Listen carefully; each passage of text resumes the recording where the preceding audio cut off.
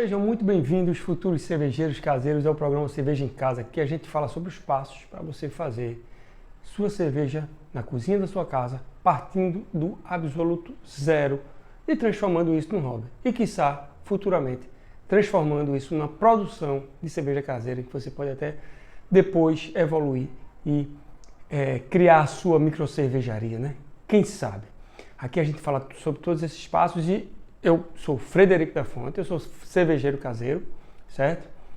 E o tema de hoje a gente vai falar sobre um dos ingredientes, a gente vai falar sobre o malte, tá? A gente vai falar sobre os tipos de malte e como ele é produzido, certo? E por que malte de cevada? Porque a gente fala tanto em cevada, beleza? Vamos falar um pouquinho sobre esse ingrediente que é muito importante para a produção da nossa cerveja, beleza? Bom, seguinte. Como é que se faz cerveja? Quais são os ingredientes que a gente usa? Pela lei da pureza alemã é malte, lúpulo,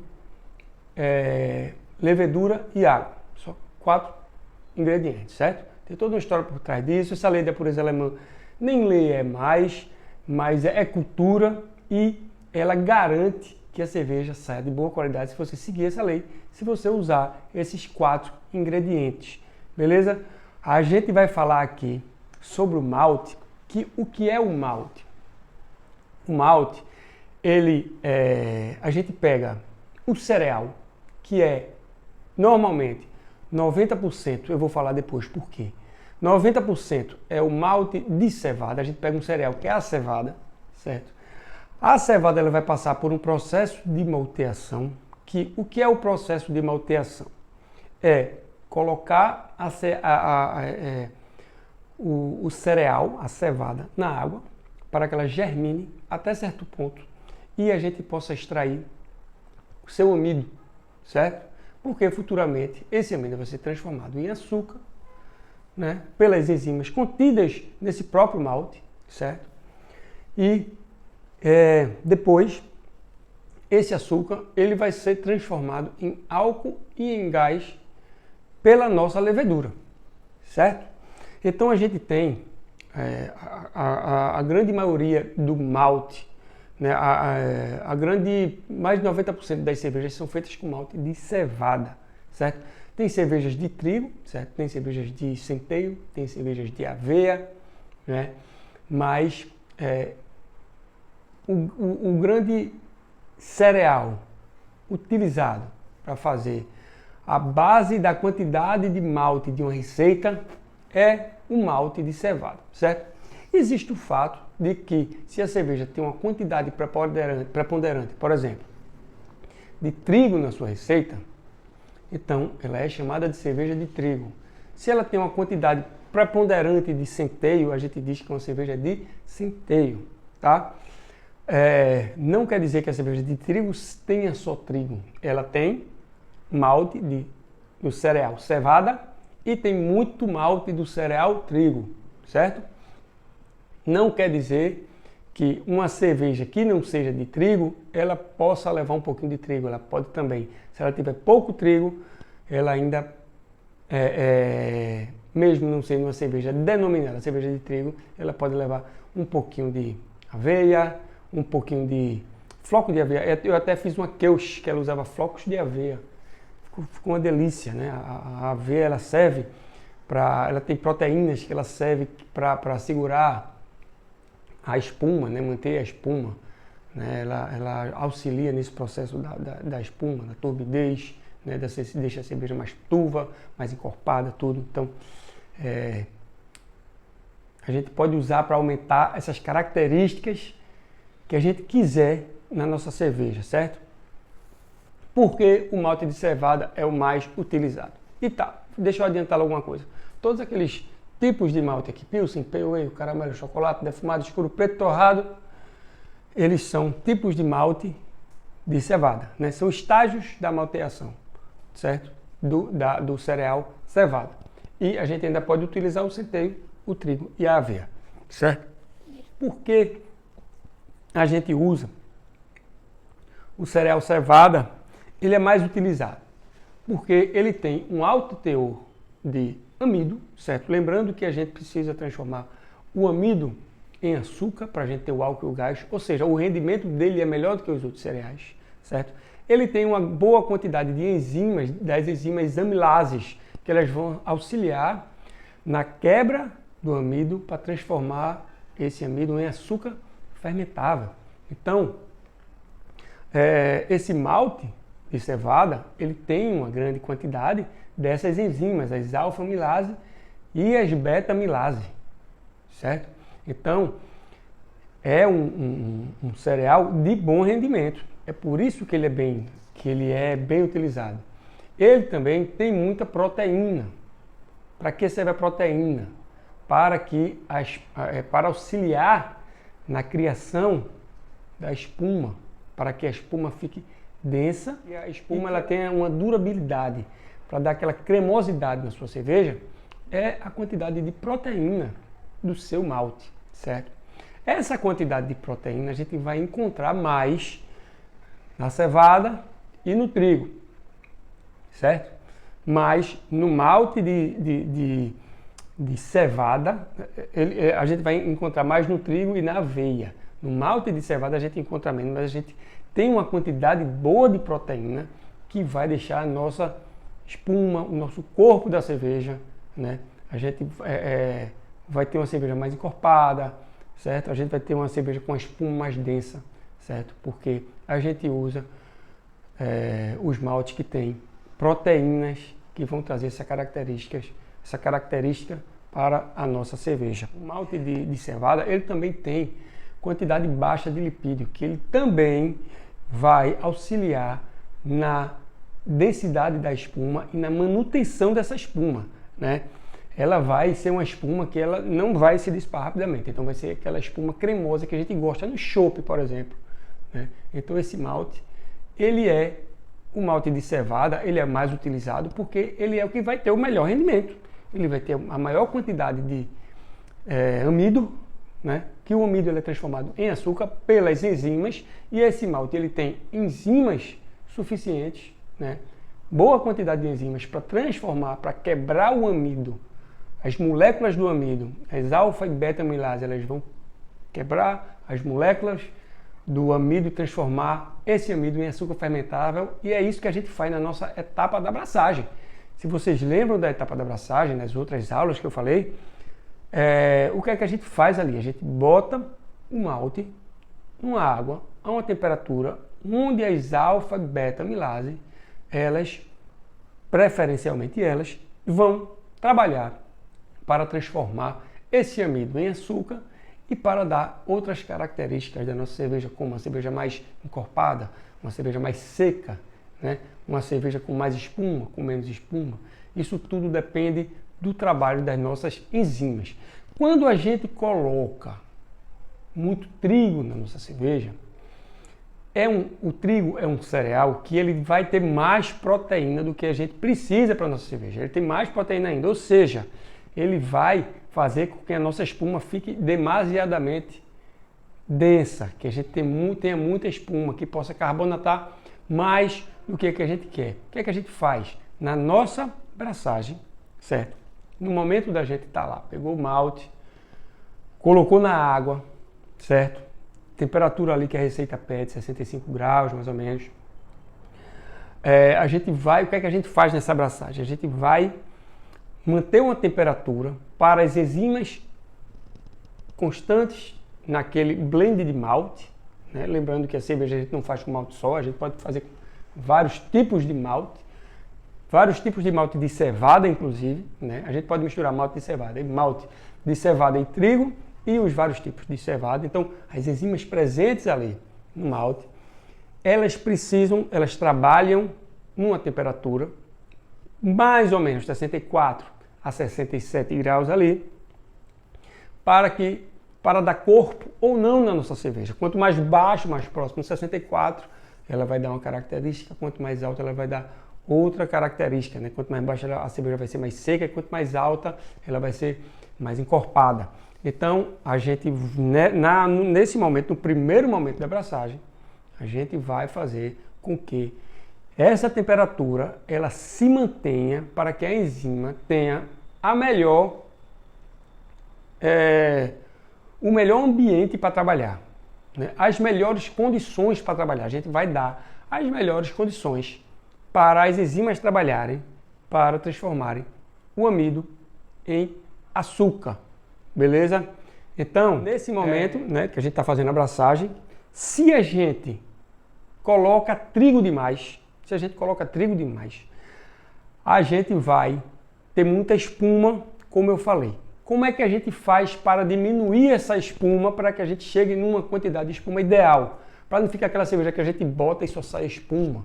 Que isso, botar e só sai espuma pode ser um problema de carbonatação lá na frente, como pode ser um problema de quantidade de trigo com muita proteína, né, na abraçagem. O que é que a gente faz? A gente deixa por alguns minutos, uns 20 minutos, vai depender da sua receita, faz uma parada proteica, que é para as enzimas pararem de produzir proteína. O que é a parada proteica? É a gente deixar o malte numa temperatura mais baixa. Eu estava falando de 64, 57 graus, 64, 67 graus. A gente vai deixar a 54 graus. Essa é a parada 52, 54 graus. Essa é a parada proteica. A gente deixa o malte ali a mais ou menos é porque vai depender da receita, mas é mais ou menos uns 15 a 20 minutos, certo? Que o malte vai ficar nessa temperatura para diminuir a quantidade de proteína, certo? E também, quando você vai fazer uma cerveja de trigo, a gente precisa que outras enzimas trabalhem, enzimas que tragam sabores de canela, de cravo, que é do estilo da cerveja de trigo. Então a gente não só as alfa e beta amilase, a gente precisa que outras enzimas trabalhem. E as outras enzimas, elas trabalham em temperatura mais baixa ainda, que é de 45 graus. Então eu fiz uma cerveja de trigo que as rampas de temperatura eram passar 10 minutos a 45 graus para tentar extrair esse sabor que essa enzima vai trazer, certo?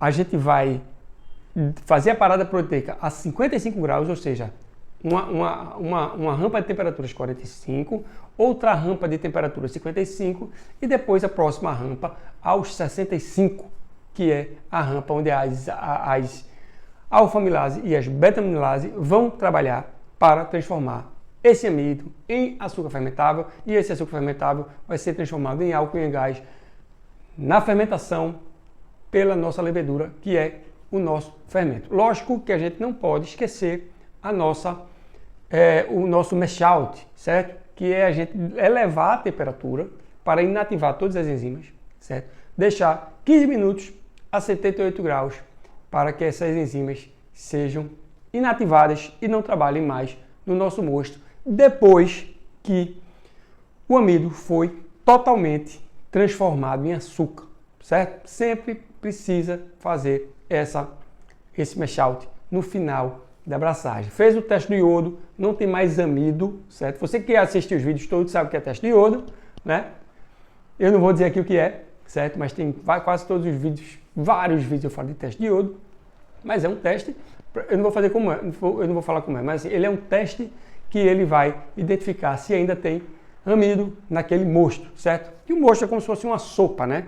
Eu falo aqui de mosto, você está pegando esse vídeo pela primeira vez, mas é tipo, eu boto os grãos de cereal, da cevada, se eu quiser fazer uma de trigo, com o que for, e aí eu vou fazer essa abraçagem, certo? Para que a temperatura faça com que as enzimas trabalhem, transformem o amido em açúcar, né? Para a nossa fermentação, futuramente. Depois eu preciso fazer no final, sim, eu estava falando do teste do iodo, né? Que é justamente para você saber se ainda tem amido nesse malte. O que é que a gente está fazendo? A gente está transformando o amido em açúcar, então eu não quero ter mais amido no final da minha abraçagem. Eu quero ter o rendimento máximo que aquela quantidade de malte está trazendo para mim, certo? E o malte da cevada é o malte que dá o melhor rendimento, por conta da quantidade de amido, por conta da quantidade de proteína, certo? Por conta da quantidade baixa de lipídio, tudo para caracterizar uma cerveja bonita e saborosa, né? Com espumas densas, com espumas que ficam duradouras, né? E com as cervejas encorpadas ou não. Então essas características que o malte de cevada tem que faz com que ele seja o principal malte das cervejas né, da grande maioria das cervejas fabricadas em apartamento, em casa ou não, ou em fábricas mesmo, certo? Então, voltando, o que é a malteação? A malteação, como é que eu transformo, né, o cereal em malte? O que é o malte? Na verdade, é o processo de germinação, certo? A gente coloca o malte, a gente coloca o cereal em água, certo? A gente não, o produtor de malte, né? A gente não, cervejeiro caseiro não tem como produzir malte. A gente compra do mercado, a gente compra de quem é revendedor de malte, certo? A Agrária Malte, por exemplo. O que é que a Agrária faz? Ela pega o malte da cevada, certo? Ela coloca em água, infunde em água, até que germine o broto, onde naquele broto vai ter um amido, certo? E aí bota essa germinação é interrompida num ponto ótimo, né? No ponto onde a gente vai utilizar o máximo do amido do malte, certo? Lembrando que a gente quer um máximo de rendimento, né? Ela vai ser, essa germinação ela vai ser parada, certo? O malte é colocado para secar, para terminar essa germinação, e depois ele vai ser torrado. E aí, nessa torra é que a gente vai ter as diferenças de sabores dos tipos de malte de cevada que tem aqui, que é o Pilsen, o caramelo, chocolate defumado, escuro, preto e torrado. Isso aqui é resultado da torra do malte. Vamos fazer um paralelo aqui com o café. O café ele tem a torra dele, ele fica meio caramelizado, mas tem uns que ficam mais escuros, tem outros que não. Isso aí modifica um pouco a cor do café. A mesma coisa é a cor do malte, só que muito mais visível. Muito mais visível. Você tem a cerveja lourinha e tem a cerveja preta. Você tem aquela cerveja bem... as Witbier, por exemplo, são cervejas bem claras, né? E tem as cervejas médias, vermelhas, chocolate, escuras e pretas, né? Você tem uma gama de cores aí que você vai conseguir com a quantidade de malte, torrado ou não, dependendo do blend que você está usando. Lembrando que essa torra ela não vai só influenciar na cor, ela vai influenciar nos sabores também, certo? E a gama de cores ela é imensa. Inclusive existe até uma tabela que a gente que a gente diz o nível, a cor, né? Que chama do EBC. Ela é mais clara, tem um EBC mais baixo, se ela é mais escura, tem um EBC mais escuro. Tem uma mediçãozinha da cor, da coloração da cerveja, né? Então, tem toda essa gama de cores e toda essa gama de sabores. Vamos falar um pouquinho aqui dos sabores que a gente pode ter com essa torra muito intensiva ou pouco intensiva. O primeiro é o Malt Pilsen. O Malt Pilsen é o que deixa a cerveja lourinha, né? Ele é muito usado como malte base. Por exemplo, eu vou fazer uma cerveja, eu boto uma grande quantidade de Malt Pilsen e uma pequena quantidade de um malte mais escuro para dar uma corzinha ali. Qual é a característica desse Malt Pilsen? Ele é secado numa temperatura baixa ou seca, ou seja, ele não sofre uma torrefação intensa, né? Ele é seco, praticamente só seco ali, ou seja, ele vai manter a quantidade de amido, porque quando torra a gente perde essa capacidade de quantidade de amido, certo? Então, ele vai manter a quantidade de amido, ele vai ter um malte de grande rendimento, né? Mas pouco sabor. Por exemplo, quando você vai tomar essas tradicionais, Heineken, Beck's, Skol, o que for, o sabor do malte quase não existe, né? Ele está ali mais para dar corpo, para dar aquela cor e para gerar nossa espuma e nosso álcool, certo? Então, o Malt Pilsen ele é usado para ou fazer uma cerveja só com esse malte, ou para você usar ele como base nas suas outras receitas, certo? O outro malte é o Pale Ale, que ele aí já é um pouquinho mais torrado, ele é um pouquinho mais escuro, certo? E por isso ele vai ter um pouco menos de enzima, certo? E esse malte Pale Ale, ele tem um sabor um pouco mais adocicado. Você vê, quando a gente começa a torrar, a gente começa a colocar sabor no malte. Torrou um pouquinho, ele já muda a característica para o malte Pale Ale, né? que ele também serve como malte base, certo? A gente pode fazer. Ele ainda tem um alto índice de amido, certo? E só que ele é um pouco mais adocicado, ele tem um pouco mais de sabor do que o malte pilsen, que praticamente não tem sabor nenhum. Depois nós temos o malte caramelo, que aí o nome já diz, ele já é um pouco mais torrado, né? Eu estou indo para o menos torrado para o mais torrado, ele é um pouco mais torrado, e aí a gente vai sentir notas de caramelo. Na hora de utilizar ele, a gente tem que ter muito cuidado para não utilizar muito, para não ficar, a cerveja não ficar enjoativa, né? Então a gente vai ter mais um pouco, tem menos amido do que os outros, então ele já não serve para ser malte base, ele não vai ter um bom rendimento, certo? Ele vai ter sabor de toffee, né? E vai servir para a gente fazer aquelas cervejas mais encorpadas, mais avermelhadas, como uma bock, por exemplo. A gente pode usar esse malte caramelo. Eu estou fazendo uma bock agora, está fermentando e tem malte caramelo nela, beleza? O malte caramelo, ele vai ali de uma cor intermediária, tipo coamba, né? Não é um marrom mais escuro, é uma cerveja um pouco mais escura do que a lourinha, certo? O próximo malte é o malte chocolate, aí ele já vai escurecendo mais porque ele já foi mais torrado e ele vai ter chocolate, como já diz, com essa torra mais intensa um pouco do que o caramelo, ele já vai alterar a quantidade de sabor, a qualidade do sabor, né? O tipo do sabor, né? Já vai ter umas notas de chocolate ali, certo? Por conta dessa torra maior, muda o sabor e muda a cor também, né? E ele é utilizado em cervejas um pouco mais escuras, como uma porter, né? Uma brown ale, que já é aquela cerveja bem amarronzada, né? Que, enfim, é mais... Imagine uma porter, que é aquela cerveja amarronzada, e uma bock, que é aquela cerveja avermelhada. A bock é mais clara, porque a gente está usando o malte caramelo na bock e a gente está usando o malte chocolate na porter. Não quer dizer que a diferença seja essa, não. A porter é uma cerveja das famílias das ale. A bock é uma cerveja das lagers. São duas famílias distintas de cerveja, certo? Só a cor aí que eu fiz um comparativo, beleza? Não quer dizer que muda o malte e você muda de porter para bock. Não é isso, tá bom? Só para deixar claro aqui, tá? Existem também os maltes defumados. Os maltes defumados, eles são colocados em madeira, certo? Para dar aquele sabor de chegando próximo do uísque. É para as cervejas escocesas, né? O uísque, como ele é feito? Ele é colocado em barris de carvalho, né? Em barris de madeira. O malte defumado, ele também pode ser colocado na madeira para ela adquirir esse gosto, esse sabor defumado, que é característico das cervejas escocesas, tá certo?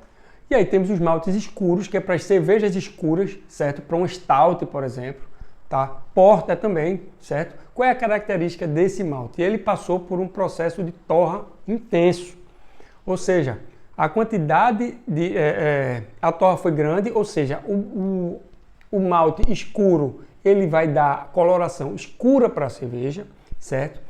Ele vai ter uma quantidade de amido muito pequena, ou seja, não é um malte que ele vai dar rendimento para a nossa cerveja, certo? Ele vai dar cor para a nossa cerveja, certo? É um malte que ele, como eu estou fazendo aqui, do menos torrado para o mais torrado, o escuro até agora foi o mais torrado, ele praticamente é preto, certo? E é utilizado para dar coloração na nossa cerveja, lembrando que ele não tem praticamente amido, porque ele foi torrado intensamente no processo, no último processo, né, da malteação, que é a torra, beleza? E por último, o último estágio de torra são os pretos e os torrados, cevada torrada. Rapaz, se você quer colocar sabor de café na sua cerveja, cevada torrada é um sabor intenso, usada para stout. Eu fiz uma Russian Imperial Stout, que eu usei um pouquinho de cevada torrada, veio na minha receita um pouquinho de cevada torrada. Ali não tem amido de nada, né? Não tem, o rendimento é zero, né? Mas o sabor que ele agrega, além da cor, lógico, a cerveja vai ficar preta. É uma cerveja preta, não é nem escura, não é nem âmbar, não é nem nada, não é marrom, não é vermelha, nada. É uma cerveja preta, você não vê do outro lado, certo? E com sabor de café intenso. Sabor, essa Russian Imperial Stout ficou uma cerveja deliciosa, porque ela ficou com esse sabor de café intenso mesmo na cerveja, que é a característica que a cevada vai trazer. Ela vai trazer um amargor aí. Um café expresso ele não é amargo, né? Ele tem aquele sabor forte, aquela espuma densa e o sabor amargo. Então a cevada torrada, essa cerveja que eu fiz mesmo, ela parecia um café expresso, alcoólico e gelado. Um café expresso, alcoólico e gelado, certo? Refrescante, né? Mais do que um café. Café não é refrescante, mas enfim, né? Muito saborosa, um sabor completamente diferente do que eu tinha já tomado de cerveja na minha vida. Isso aconteceu quando eu tomei, como eu resolvi fazer essa cerveja. Eu tomei uma cerveja daqui da Ecaut, que é a Coffee Stout daqui, que é eu acho que é uma Russian Imperial Stout também. E aí, eu acho que ela é. E aí eu tomei e eu achei maravilhoso. O da Ecaut, eu acho que ela usa o próprio café, certo? Que inclusive tem a propaganda de um café nela. Na minha foi só cevada torrada, mas a cevada torrada, ela traz esse sabor de café e a cerveja ficou espetacular. Eu tomei essa da Ecaut e disse, eu vou fazer um igual. Esse é o bom de ser cervejeiro caseiro, né? É você tomar e fazer a cerveja que você quer. É impressionante a quantidade de sabor que você tem na palma da sua mão quando você é um cervejeiro caseiro. Porque, por exemplo, eu fiz uma Belgian Ale que está na geladeira, certo? É um sabor, uma cerveja altamente refrescante. Está um pouco mais alcoólica do que eu queria, mas assim está muito refrescante. Então, uma cerveja bem saborosa. Não para você tomar de muito, mas para você refrescar e sentir aquele amargor entrando, né? Aos poucos, certo? E eu estou fazendo uma bock, uma cerveja completamente diferente, com pouquíssimo amargor, uma lager, né? Que aí é para tomar com uma quantidade maior do que o normal, do que o normal não, do que por exemplo, uma cerveja artesanal mais forte, você toma devagar. A bock vai ser uma cerveja para tomar mais, né? Para tomar mais rapidamente, né? Então, você sente cervejeiro caseiro, você tem essa oportunidade de escolher o sabor que você quiser, você provar uma cerveja e você fazer a receita dessa cerveja, certo? E você, eventualmente, ou quase na totalidade das vezes, você vai ter uma cerveja fresca, mais fresca do que a cerveja que você provou, porque é artesanal, o produto artesanal é um produto fresco, né? Então, você vai sentir essa coisa do sabor que não está guardado, que não tem conservante, que não tem nada, que é um sabor de um produto fresco, orgânico, beleza? E por fim, voltando aqui, o centeio, o trigo e a aveia, eu já tinha falado, são outros tipos de cereal, que não é a cevada, que podem ser agregados no nosso blend. Você tem todos esses tipos de malte aqui, inclusive, em cada um por exemplo, o caramelo, ele tem os estágios de caramelo. Tem caramelo mais forte e mais fraco. O chocolate, ele tem os estágios do chocolate. Tem os mais fortes e mais fracos. O escuro também. O preto e torrado já não. Ele já é aquele único estágio ali, porque é o último estágio de torra, né? Então você pode pegar isso aqui, dependendo do seu estilo, e fazer um blend, né? Você misturar, atentando, logicamente, ao rendimento do malte, ao sabor que ele vai trazer, à cor que ele vai trazer, né? Tem que estar muito preocupado com isso e muito atento a essas quantidades para você chegar na característica certa da sua cerveja. Mas imagine que você é um mago, você pode juntar isso aqui e fazer a cerveja que você quiser. Você pode juntar isso aqui e fazer o que você quiser, tá certo? O vídeo de hoje foi para isso, tá? Para que vocês tenham uma noção melhor do que é o malte, do que é um desses ingredientes, né? Um desses 4 ingredientes primordiais para você fazer cerveja, certo? Com o que ele pode trazer para sua cerveja, o sabor que ele pode trazer para sua cerveja, né? As características, como ele deve ser feito na hora da abraçagem, as temperaturas, tudo, certo? Para que você tenha uma noção melhor do que é o malte, esse ingrediente muito importante para a nossa cerveja, tá? Eu queria pedir para vocês curtirem, compartilharem, para que mais pessoas tenham acesso a esse conteúdo, certo? E também possam fazer cervejas nas cozinhas das suas casas, tá? Queria agradecer a todos por terem ficado até aqui e até o próximo vídeo.